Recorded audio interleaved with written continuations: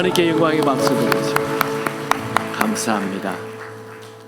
제가 이스라엘 성지 순례를 하고 와서 지난주에는 광야의 말씀을 나누었고, 오늘은 또 성지에서 제가 가장 은혜 받은 갈릴리 호수에서 받았던 은혜를 나누고자 합니다. 갈릴리 다시 시작하는 곳이라는 제목으로 말씀 나눕니다. 갈릴리 호수는 남북의 길이가 21km, 또 동서의 길이가 약 12km 정도 됩니다. 그러니까 남북이 21km, 동서의 길이가 12km. 이 한 바퀴 삥 도는 데는 53km 정도, 약 1시간 정도면 차를 타고 갈릴리 호수를 한 바퀴 다 돌 수가 있습니다. 갈릴리 호수는 이름이 많아요. 갈릴리 호수라고도 하고 게네사렛이라고도 하고 디베랴라고도 합니다. 갈릴리의 뜻은 원통이라는 뜻을 가지고 있습니다. 게네사렛이라는 것은 하프, 수금이라는 뜻을, 이 모양이 약간 하프처럼 생겼죠? 그죠? 이게. 그리고 디베랴 호수라고도 얘기합니다. 그것은 디베랴 황제가, 티베리우스라는 로마 황제가 그 디베랴라는 여기에 도시를 하나 만들어 놓았기 때문에 그렇게 불리기도 합니다. 갈릴리 호수는 해발 마이너스 212 정도, 굉장히 낮은 곳입니다. 그래서 갈릴리 호수로 쭉 차를 타고 버스를 타고 내려가면 이렇게 평안함이 있어요. 해발이 낮아서 그렇습니다.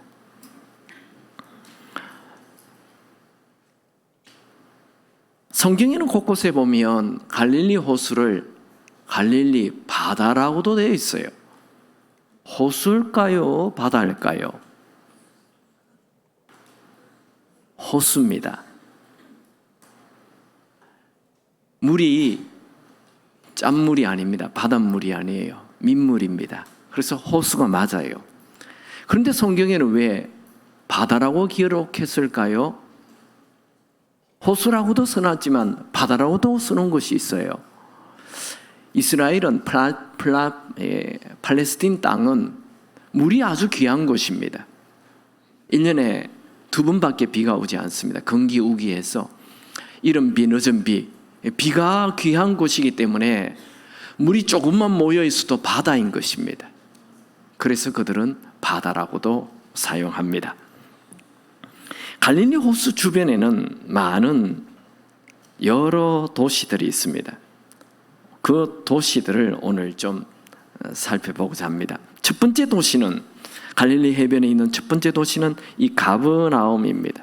가버나움은 갈릴리 호수의 가장 대표적인 도시입니다. 예수님께서 이 갈릴리 가버나움에서 제자들을 부릅니다. 베드로, 요한, 야고보, 마태까지. 예수님의 주 사역지가 가버나움입니다. 잠깐 그 말씀 볼까요? 마태복음 4장 18절에서 22절 다 같이 보겠습니다. 시작.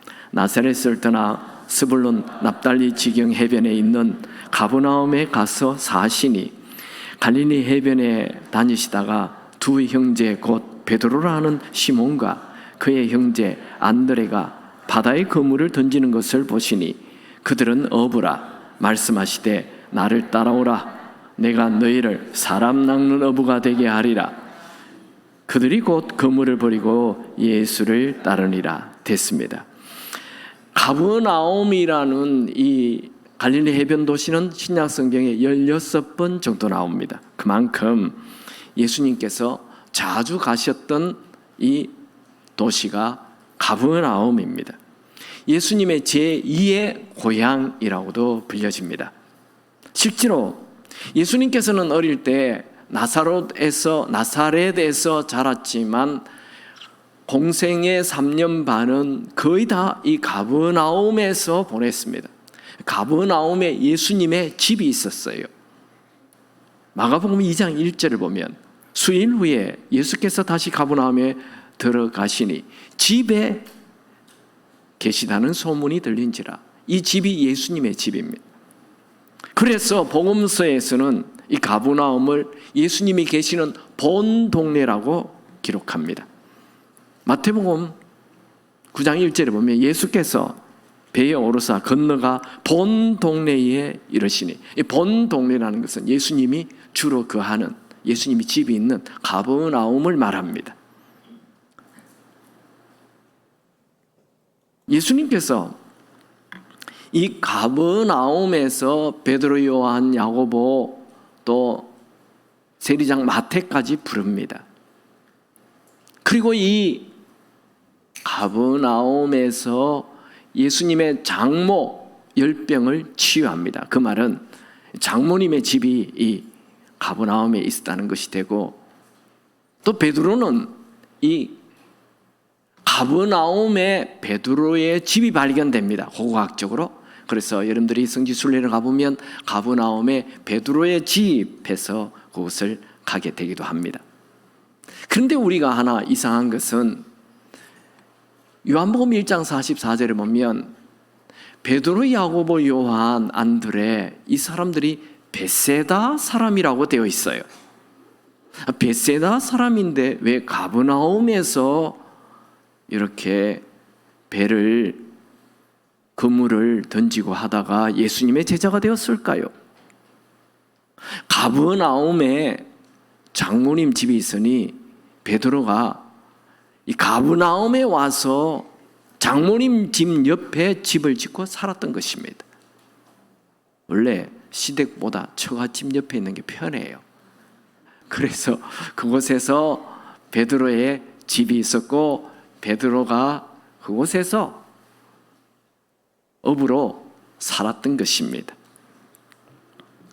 베드로는 이 가버나움에서 물고기만 잡으며 세월을 보내고 있는데 어느 날 예수님이 나타나셔서 베드로에게 베드로야, 너 물고기만 잡는 어부가 될 것이 아니라 사람 낚는 어부 되라. 내 제자가 되라. 그날 이후 그의 인생은 완전히 새로운 길로 새로운 인생을 살게 됩니다. 베드로에게 가버나움은 새로운 비전을 받은 장소입니다. 두 번째 갈릴리 해변의 도시를 보죠. 그것은 그라사인입니다. 예수님께서 마가복음에 보면 가버나움에서 제자를 부르시고 사역을 하시다가 배를 타고 건너편 그라사에 가서 귀신 들린 광인, 미친 사람을 치유하는 장면이 나옵니다. 그라사에 갑니다. 그라사는 이방 지역입니다. 건너편이라는 것은 이방 지역을 표현하는 말이기도 하죠. 같이 한번 볼까요? 가버나움에서 건너편 이제 그라사인 집안에 갑니다. 마가복음 5장 1절 2절 같이 읽습니다. 예수께서 바다 건너편 그라사인의 지방에 이르러 배에서 나오심에 곧 더러운 귀신 들린 사람이 무덤 사이에서 나와 예수를 만난지라. 근데 마태복음에서는 이 똑같은 사건을 가다라 지방이라고 말합니다. 같이 읽어볼까요? 마태복음 8장 28절 시작. 또 예수께서 건너편 가다라 지방에 가심에 귀신 들린 자 둘이 무덤 사이에서 나와 예수를 만나니 그들은 몹시 사나워 아무도 그 길로 지나갈 수 없을 지경이더라. 마가복음에는 그라사인으로 되어 있고 마태복음에는 가다라라고 되어 있습니다. 그러면 성경이 틀렸나요? 틀린 것이 아니고 이 그라사인은 조금 큰 지역을 얘기하고 가라사는 요게 작은 지역을 얘기하는 것입니다. 그래서 그라사인에 있는 가다라 장소에 예수님이 가셔서 귀신 들린 사람을 만나게 됩니다. 광인이라 그러죠. 미친 사람. 그런데 마가복음에는 1명 만났다 그러고 마태복음은 2명 만났다고 되어 있어요. 그러면 몇 명 만났을까요?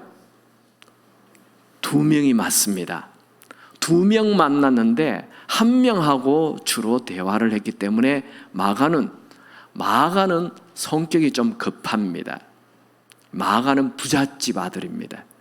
그래서 자기 눈에 성격 급하게 한 사람 얘기만 기록하였던 것입니다.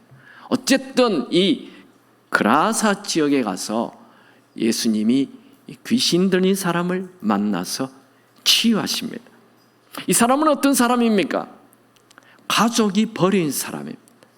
이 정신질환이 어느 정도 되어야 가족이 관리를 할 수 있는데 그 정신질환이 너무 심해지면 가족도 포기하는 거예요. 버렸어요. 그에게는 비전이 없습니다. 그에게는 아무 꿈도 희망도 없어요. 그저 무덤 사이에 오가면서 미친 사람으로 힘이 얼마나 센지 묶어놓은 쇠사슬도 끊어버려요. 큰 소리를 지르니 사람들이 겁이 나서 그 사람을 피해 도망 다니는 그라사 광인이 되었습니다. 그런데 예수님이 그 사람을 만나요. 그리고 치유하십니다. 마가복음 5장 8절에 보면 이는 예수께서 이미 그에게 이르시되 더러운 귀신아 그 사람에게서 나오라 그렇게 말씀하였습니다. 그러자 귀신이 왜 우리를 괴롭히느냐, 우리를 괴롭히지 말라라고 귀신이 얘기하자 예수님께서 귀신들을 돼지떼에 들어가게 해버렸어요. 그래서 돼지떼에 들어가죠. 돼지 2,000마리가 바다 속에 뛰어들어 죽습니다. 말씀 볼까요? 마가복음 5장 13절 다 같이 읽죠. 허락하신데 더러운 귀신들이 나와서 돼지에게로 들어가매 거의 2,000마리 되는 떼가 바다를 향하여 비탈로 내리달아 바다에 몰사하거늘. 돼지가 죽은 바다가 바로 이 갈릴리 호수를 말합니다. 돼지 한 마리가 아니에요. 2,000마리. 돼지 한 마리 요즘 얼마 합니까? 한 마리에 50만 원이면 2,000마리면 10억입니다. 사람이 버린, 가족들이 버린, 동네 사람들이 피해 다니는 내일에 대한 아무 소망이 없는 그런 사람이라도 예수님을 만나면 10억 이상의 어마어마한 가치 있는 존재라는 것을 말씀해 주시는 것입니다. 아멘입니까? 여러분들이 예수를 믿습니까?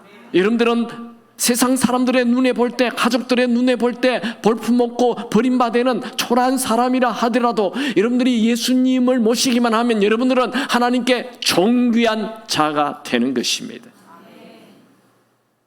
우리 여기서 다시 한 번 더 아이패드를 보여주실래요? 이 지금 갈릴리 호수 그라사인 지방에 갔는데 귀신 들린 사람이 있어서 2,000마리의 돼지떼가 이곳에 빠져 죽었다. 그러면 유대인들은 원래 돼지를 키우지 않아요. 모세 율법에, 모세 오경에 돼지는 키우지 않아요. 먹지도 않고. 그런데 2,000마리의 돼지가 지금 이 갈릴리 호수 주변에 다 유대인들이 사는데 2,000마리의 돼지가 어디서 나와요? 요 그라사인 지방이 이방 지역입니다. 그래서 2,000마리의 돼지가 있는 것입니다. 자, 세 번째 도시를 한번 보죠. 세 번째 도시는 베세다입니다. 자, 한번 지도를 보면 요 위에 이 헬몬산이 있어요. 헬몬산에서 물이 내려와요. 이렇게 갈릴리 바다로 들어갑니다. 그리고 나중에 갈릴리 바다로 또 빠져나가죠. 요 갈릴리에 물이 들어오는 요단강 물, 요걸 중심으로 왼쪽에 가브나움이 있고 오른쪽에 베세다가 있습니다. 그리고 밑으로 쭉 내려오면 그라사 이방 지역이 있죠. 자, 우리 지금 세 번째로 요 베세다를 보게 됩니다. 베세다는 오병이어로 5,000명을 먹인 놀라운 기적이 일어난 장소지요. 한번 말씀 볼까요? 누가복음 9장 10절 11절 다 같이 읽습니다. 사도들이 들어와 자기들의 행한 모든 것을 예수께 여쭈되 데리시고 따로 베세다라는 고을로 무리가 알고 따랐거늘 예수께서 그들을 영접하사 하나님 나라의 일을 이야기하시면서 병 고칠 자들을 고치시더라. 예수님이 지금 베세다에 갔어요. 그런데 너무 많은 사람들이 예수님을 따라다니는 겁니다. 예수님에게 가면 모든 병이 다 나으니까 얼마나 많은 사람들이 몰려오겠어요. 우리 한국도 그렇겠죠. 그 사람을 만나면 모든 병이 낫는다. 지금 난리겠죠. 그게 어마어마한 숫자의 사람들이 몰려오는데 또 예수님이 설교를 하면 이들이 밥도 먹지 않고 그 설교를 듣는 거예요. 요즘 우리 목사님들이 설교 25분 합니다. 우리 교회는 40분 합니다. 설교 길게 하면 교회 안 온대요. 그 당시에는 말씀에 대한 갈급함이 있었어요. 그래서 배를 굶으면서도 설교를 듣는 거예요. 그러니 예수님이 이들이 점심도 굶고 앉아 있어서 너무 안 됐잖아요. 그래서 제자들에게 너희들이 저 사람들에게 먹을 걸 줘라. 지금 어린아이를 숫자를 넣지 않습니다. 그냥 장정만 5천 명이에요. 어린아이까지 포함하면 2만 명이나 되는 이 어마어마한 사람의 식사를 누가 해결합니까? 그 물건을, 그 음식을 사올 만한 동네가 있습니까? 아주 굉장히 큰 동네라야만 가능하죠. 다시 한번 볼까요? 아이패드를 보면 베세다에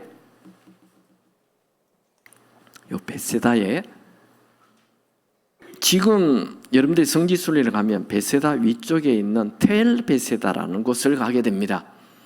그곳에는 이 2만 명을 먹일 수 있는 도시가 없습니다. 근데 이번에 우리 성지순례 갔던 분들이 요 베세다 해변의 장소를 갔어요. 그곳은 엘 아라즈라는 지역인데 지금 막 발굴하고 있어요. 여기에 어마어마한 큰 도시가 숲을 속에 묻혀 있어요. 그 이제 우리가 본 것은 아주 일부분을 잠깐 봤어요. 여러분, 성경에 있는 모든 말씀은 팩트, 사실인 것을 믿으시기 바랍니다. 여리고 성도 그렇죠. 여리고 성이 발견되기 전에는 여기에 뭐 산등성이밖에 없는데 여기에 무슨 여리고 성이 있느냐 그렇게 했는데 그 산등성 밑에 여리고 성이 발견이 되는 거예요. 성경은 다 사실입니다. 어쨌든 이 베세다 언덕에서 어린 아이가 오병이어를 내어놓았더니 그 오병이어가 5천 명이 먹고 남는 기적이 일어났어요. 근데 그 오병이어를 드린 소녀는 어떤 존재입니까? 일단 소녀라는 것, 소년이라는 자체가, 어린아이라는 자체가 사람들에게 무시당하는 존재입니다. 그리고 그 아이가 바친 음식이 보리떡 5개, 물고기 2마리. 우리 보리떡으로 번역이 되어 있지만 보리빵입니다. 유대인들은 다 밀빵을 먹어요. 그런데 보리빵을 먹었다는 것은 굉장히 가난하다는 것입니다. 그리고 물고기 2마리가 옵사리온이라는 단어를 쓰는데 이 옵사리온이라는 단어는 해변가에 버려진 물고기를 얘기합니다. 그러니까 이 아이는 아주 가난한 아이예요. 어릴 때부터 가난에 짓눌려 있어요. 가난 때문에 공부도 할 수 없어요. 가난 때문에 사람들 만나는 것도 싫어해요. 가난의 한계라는 것에 갇혀 살았던 이 어린 소년이 오병이어 베세다 언덕, 이 갈릴리 해변에 있는 베세다 언덕에서 자신이 드린 것으로 5천 명이나 먹게 되는 이 어마어마한 풍성한 부유한 그 기적을 직접 자기 눈으로 보게 되고 자기 몸으로 체험하게 됩니다. 그는 주님께 자신의 것을 드린다면 가난의 한계를 뛰어넘는 위대한 삶을 산다는 것을 알게 되었습니다. 그래서 이 소녀는 베세다 언덕에서 자신의 가난의 한계를 뛰어넘는 위대한 인생을 꿈꾸게 되는 것입니다. 참고로 이 베세다는 베드로와 요한 야고보의 고향이기도 합니다. 이제 4번째 갈릴리 도시를 보죠. 갈릴리 도시는 주 도시가 가브나움이고 요단 강물이 들어오는 왼편에는 베세다가 있고 이방 땅 그라사 지방이 있어요. 그런데 이 가브나움에서 조금 밑으로 내려오면 막달라라는 지역이 있습니다. 이 막달라 지역은 또 요 가브나움보다도 훨씬 더 큰 지역입니다. 고고학적으로 조사해 봤을 때 이곳에서 회당이 2개나 발견됩니다.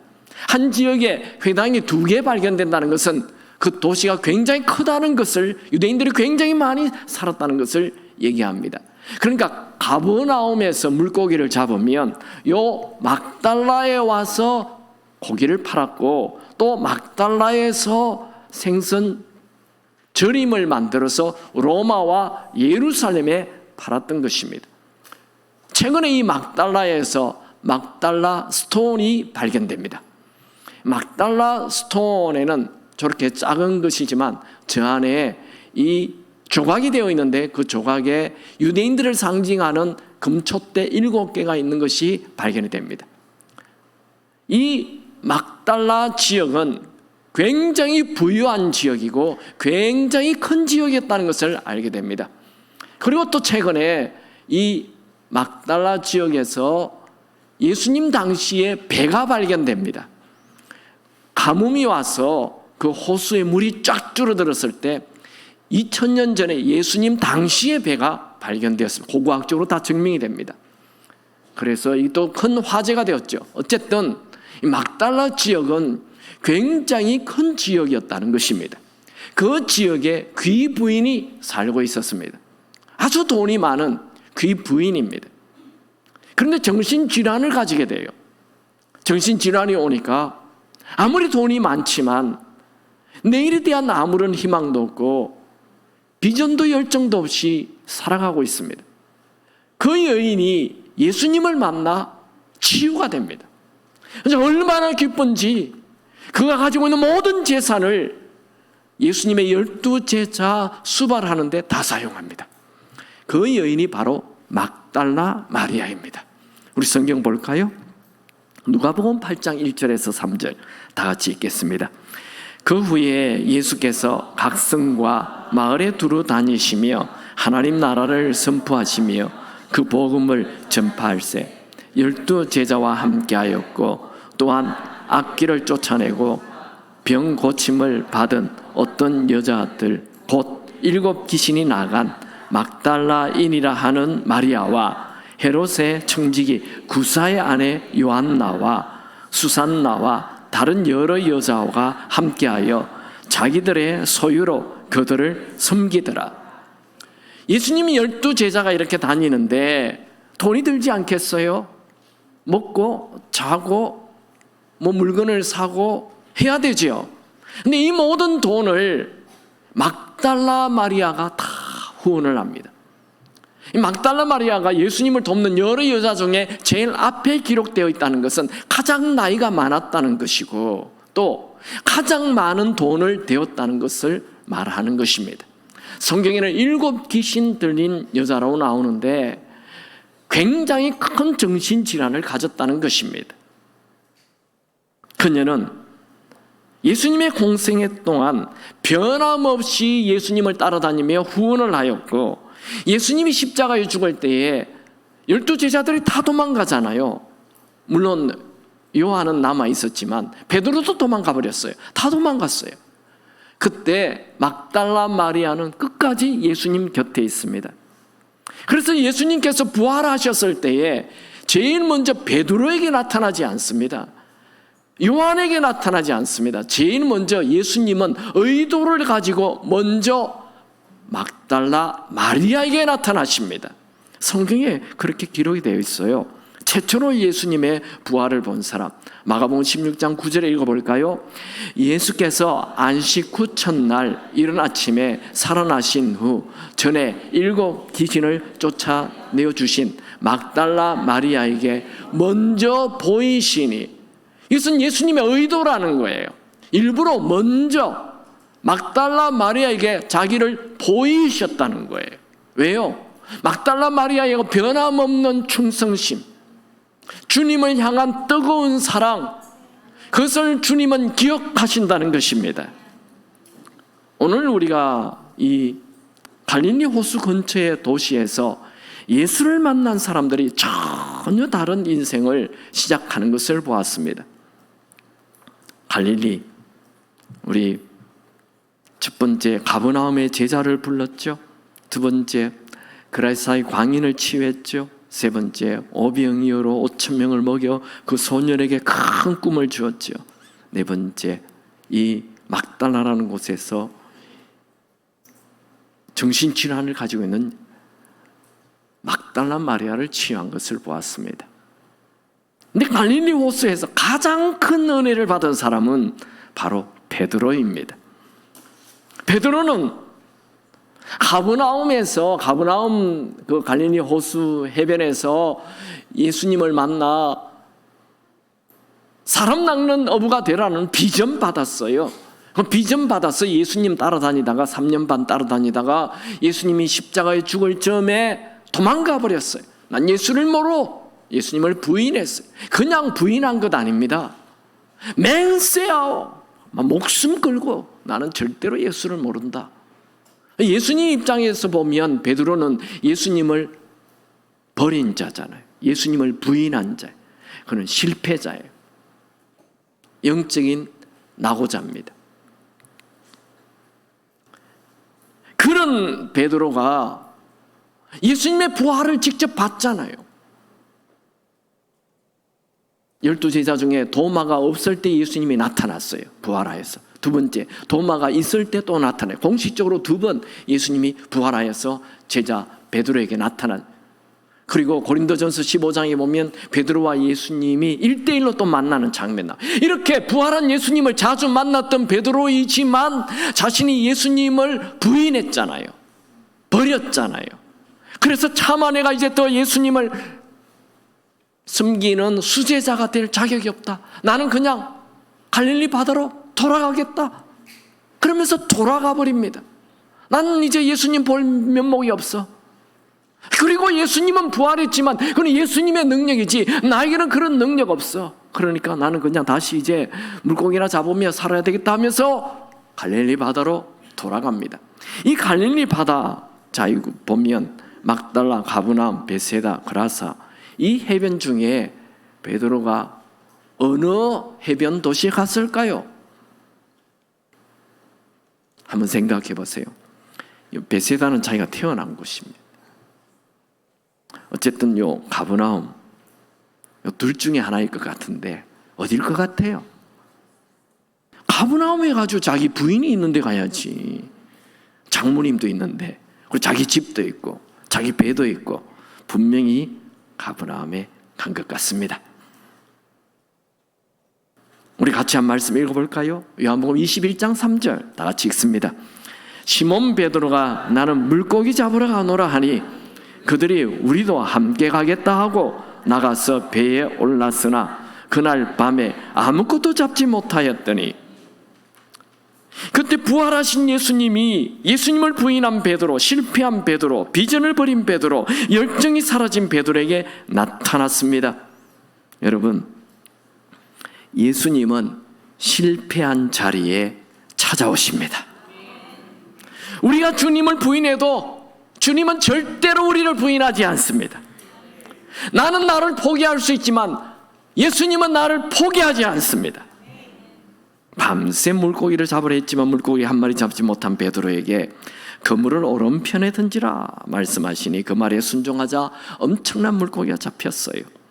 예수님은 갈릴리 해변에서 아침 햇살이 비칠 때 제자들을 불러놓고 숯불에 떡과 생선을 먹게 하신 후 베드로에게 똑같은 질문을 3번 합니다. 요한의 아들 시몬아, 네가 나를 사랑하느냐? 네, 내가 주님 사랑합니다. 내 어린 양을 먹여라. 요한의 아들 시몬아, 네가 나를 사랑하느냐? 네, 주님 사랑합니다. 내 어린 양을 치라. 요한의 아들 시몬아, 네가 나를 사랑하느냐? 3번이나 물을 때, 아니 내가 얘기하는 거 예수님 믿지 않으시는구나, 사랑한다 해도 안 믿으시네. 매우 마음이 근심이 돼요. 네, 주님, 내가 주님을 사랑하는 줄 주님이 아십니다.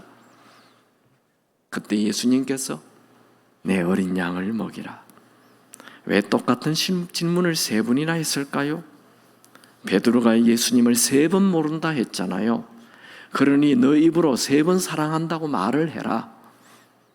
그래서 쌤쌤 하자. 그리고 나 너에게 너 왜 나를 3번 부인했느냐라고 지금 책망하는 거 아니야. 따지는 거 아니야. 너에게 묻고 있는 거 딱 한 가지야. 네가 날 사랑하느냐? 지금 사랑하느냐? 여기 사랑하느냐는 현재형을 쓰고 있어요. 과거에 사랑하느냐가 아니다. 지금 and now. 지금 너 나 사랑하니?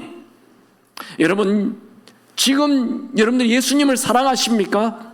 그렇다면 예수님은 지금 여러분에게 비전 주십니다. 지금 예수님을 사랑하는 사람은 언제든지 다시 시작할 수 있습니다. 지금 여러분의 삶이 엉망이 되었습니까? 여러분의 실패나 여러분의 초라함을 보지 마십시오. 지금 주님을 사랑하면 됩니다. 다시 일어나십시오. 다시 시도하십시오. 다시 비전 붙잡으십시오. 예수님은 여러분을 통해 예수님의 비전을 이루시길 원하십니다.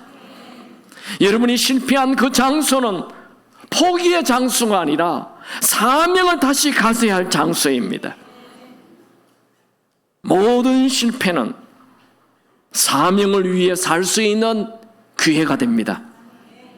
저는 이번 우리 교우들과 함께 갈릴리 호수에서 하룻밤을 자고 이른 새벽에 일어나서 호숫가에 호수를 바라보며 서 있었습니다. 그때 제 마음에 그 시원한 바람이 불어오는데 제 귀에, 제 마음에 다시 again 다시라는 음성이 제 얼굴에 와서 부딪혔어요. 다시.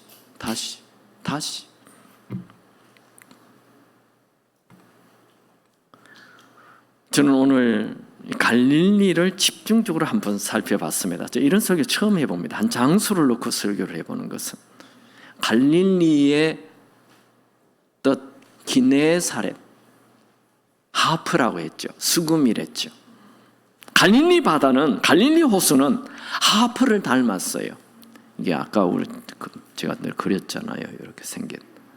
좀 하프 같습니까? 하프예요. 갈릴리 호수는 음악이 흐르는 곳입니다. 여러분의 인생에는 우울과 슬픔이 섞여져 있는 깨어진 소음이 아니라 아름다운 음악 소리가 흘러나와야 합니다. 갈릴리는 비전이 다시 새롭게 되는 곳입니다. 갈릴리는 다시 시작하는 곳입니다. 다시 시작하는 곳. 갈릴리는 다시 시작하는 곳입니다. 오늘날 갈릴리는 어딜까요?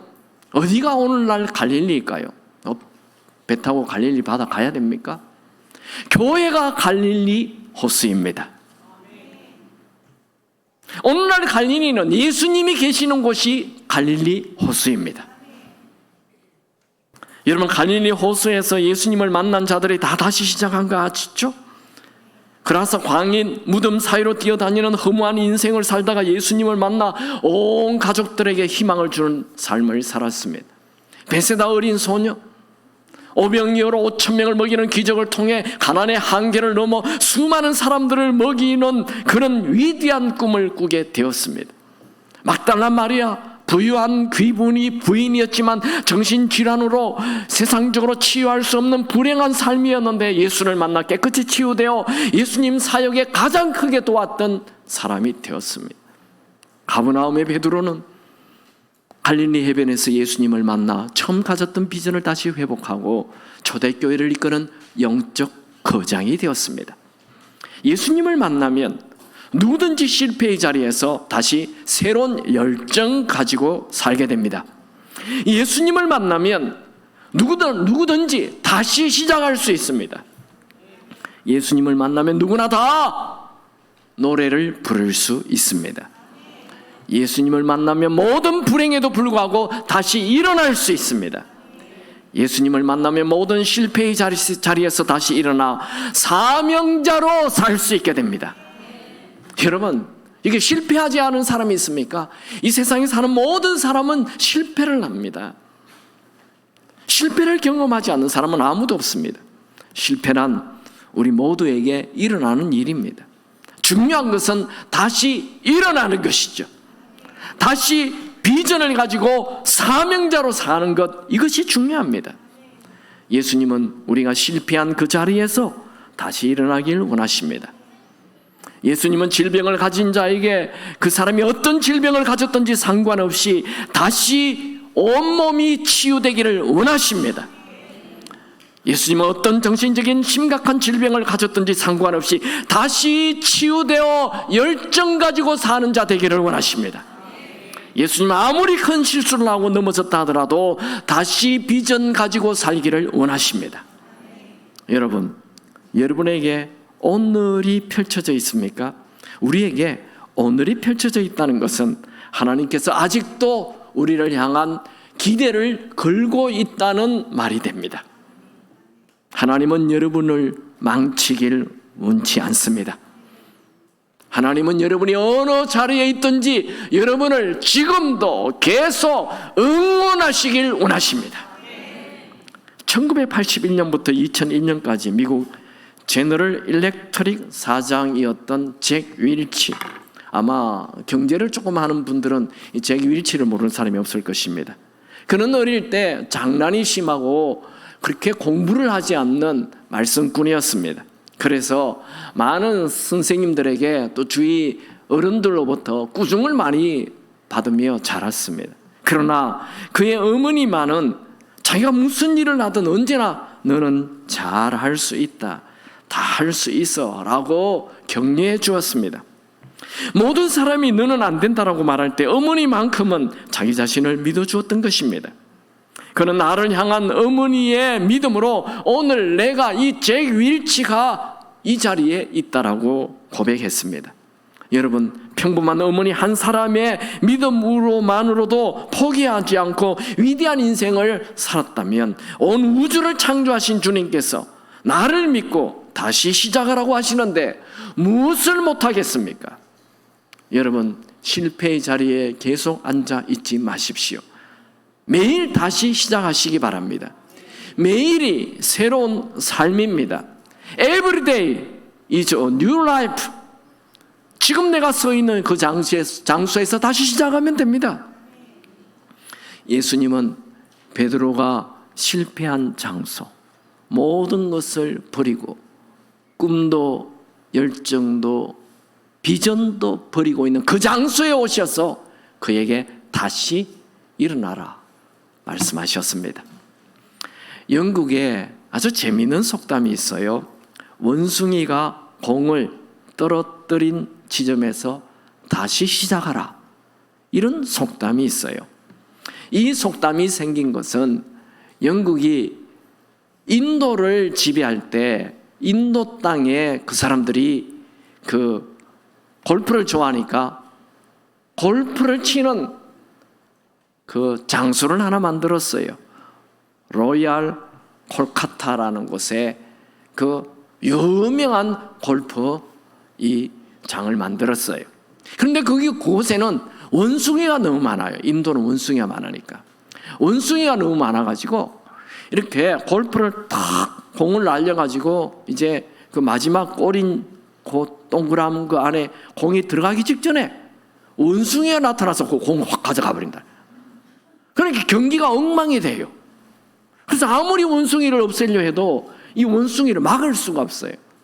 그래서 아니 이 골프는 이 돈이 큰 상금이 걸린 거잖아요. 그러니까 막 그냥 이 시합이 엉망이 되는 거예요. 막 싸움도 일어나고. 그래서 원칙을 만들었어요.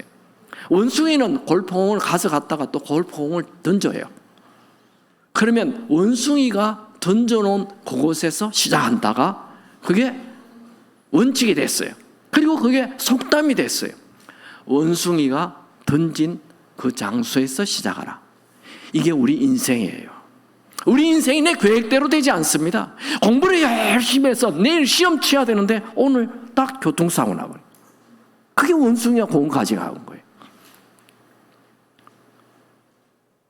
내 계획대로 되지 않아요. 그래서 이 로얄 캘커타는 이 골프의 성지가 될 만큼 사람들이 좋아해요. 경기가 더 재밌다는 거예요. 다 이긴 것 같은데 원숭이 공 가져가면 또 게임이 뒤죽박죽이 돼. 더 신난다는 거예요. 우리 인생이 그래요. 내 계획대로 되지 않아요. 다 준비했는데 기후가 이상하게 돼서 어렵게 된다. 잘 되었는데 사고가 난다든지 몸이 아프다든지 저쪽에서 상대방이 빵꾸를 낸다든지 이래서 엉망이 되는 거예요. 그럴 때 불평하고 원망하고 좌절하지 말고 그 자리에서 다시 시작하라는 것입니다. 여러분이 실패한 그 장소에서 다시 시작하시기 바랍니다. 이런 글이 있습니다. 감옥에 가두어 보라. 거기에 철로 역정을 쓴 존 번연이 있을 것이다. 폴지 계곡의 눈 속에 나를 파묻어 보라. 거기에 조지 워싱턴이 태어날 것이다. 가난과 빈곤 속에서 나를 양육해 보라. 거기에 아브라함 링컨이 태어날 것이다. 소아마비로 나를 때려 눕혀 보라. 거기에 프랭클린 루즈벨트 대통령이 태어날 것이다. 심하게 화상을 당해 의사가 다시는 걸을 수 없다라고 말해보라. 거기에 1934년 인마일 경주에서 세계 신기록을 세운 글렌 커닝햄이 있을 것이다. 귀가 들리지 않는 귀머거리로 만들어보라. 거기에 베토벤이 있을 것이다. 지진아와 무학력자라고 악평해보라. 거기에 알버트 아인슈타인이 태어날 것이다. 여러분, 베드로는 하마터면 갈릴리 호수에서 물고기나 잡다가 인생 마칠 뻔하였습니다.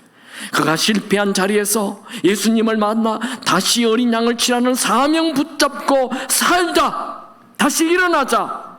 40년 된 안전병이가 일어나는 기적, 그가 가는 데마다 질병에 걸린 자들이 치유되는 기적, 죽은 자도 살아나고 심지어 베드로의 그림자만 밟아도 병이 낫는 기적이 일어났습니다.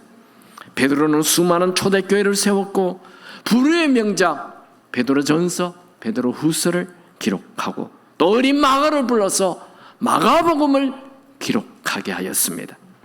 실패의 자리에서 일어나 사명을 가지고 살면 여러분의 인생의 진짜 클라이막스가 시작될 것입니다. 여러분의 삶이 뒤죽박죽 되었습니까? 낙심하지 마십시오. 포기하지 마십시오. 다시 시작하라고 말씀하시는 주님이 계십니다. 질병이 생겼습니까? 낙심하지 마십시오. 모든 병을 치유하시는 주님이 계십니다. 재정에 어려움이 생겼습니까? 낙심하지 마십시오. 오병이어로 5,000명을 먹이게 하시는 주님이 계십니다. 인생이 허무하십니까?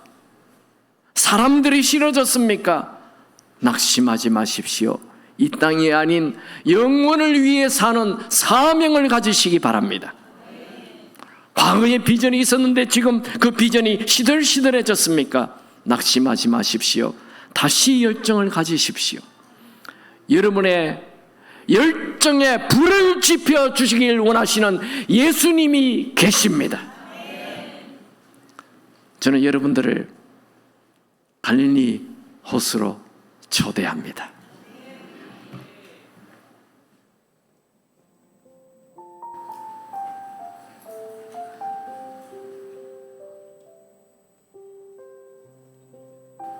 가버나움 이곳에서 예수님께서 제자들을 부르시고 또 사명을 줬던 것이죠.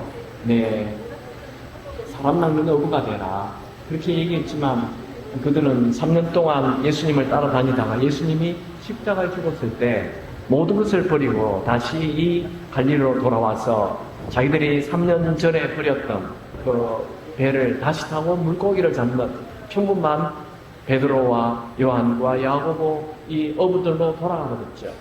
그때 예수님께서 그 어느 해변인지 알 수 없지만 그 해변에서 제자들을 만나서 다시 한 번 더 네가 날 사랑하느냐 물으시고 그들에게 사명을 주셨던 것입니다.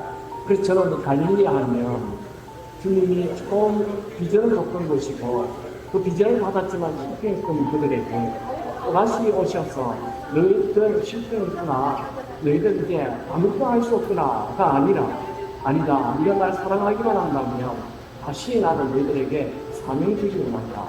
그러니까 갈릴리는 사명 주는 것이고, 다시 회복을 주는 것이고, 치유하는 것이고, 또다시 살 수 있는 열정을 주신 것입니다. 그래서 갈릴리 하면 저는 이번에 하던 최고의 은혜는 다시라는, 다시 비전, 다시 일어서, 다시 열정 가지고, 다시 비전을 향해 가는 것이 갈릴리라는 것이죠. 갈릴리는 오셔서 알겠지만 굉장히 평온하죠. 주님이 우리에게 주시는 사명이라는 것은 평온함 속에, 일상생활 속에 매일 사명을 주시는 것입니다. 해가 떠오르는 일상, 그냥 매일 베풀되는 일상에 하나님은 그냥 아무렇게나 살다가 아니라 사명을 주시고 있습니다. 평온함은 우리에게 사명을 주시는 시간입니다. 지금 여러분들이 평온하십니까? 지금 여러분의 삶에 하나님의 기적이, 해가 떠오르고 바람이 불고 먹을 것이 있고 일상을 살고 있다면 그냥 일상 아무렇게나 사는 것이 아니라 그 장소가 바로 사명 주는 곳입니다. 하나님은 우리에게 사명 주시기를 원합니다. 하나님은 우리를 회복하기를 원합니다. 하나님은 우리를 다시 살리기를 원합니다. 하나님은 다시 우리가 하나님의 마음으로 이 세상을 품고 비전 향해 나아가기를 원하십니다. 갈릴리는 다시라는 again, 다시 일어나라. 주님은 지금 저는 2000년 뒤에 있지만 제 귀에 들리는 음성은 다시라고 했습니다. 여러분들은 다시 일어나십시오. 다시 믿음 가지세요. 다시 열정 가지세요. 주님이 저에게 말씀하는 것 같습니다. 여러분, 우리는 대충 살고 아무렇게나 살다가 마칠 사람이 아닙니다. 우리는 다시 열정 가지고 살아야 다시 주님을 살아갑니다. 2000년이 지났지만 주님은 이 갈릴리에서 우리에게 다시 믿음 가져라, 다시 열정 가져라, 내가 너를 쓰기 원한다, 내가 너를 다시 사용하기 원한다 말씀하는 것 같습니다. 이 조용한 갈릴리에 주님의 크신 음성이 제 귀에는 들립니다. 그 음성은 다시 again, 다시 시작하라, 그런 음성이 들리고 있습니다. 이 음성이 여러분에게도 들리게 되길 바랍니다. 사랑합니다. 같이 찬양할까요? 감사합니다. 예수로 충만하네. 여러분에게 예수님 계십니까? 예수님이면 다 할 수 있습니다. 모든 걸 할 수 있습니다. 않는 것은 예수 안에 난 만족하리라. 가난하여도 부족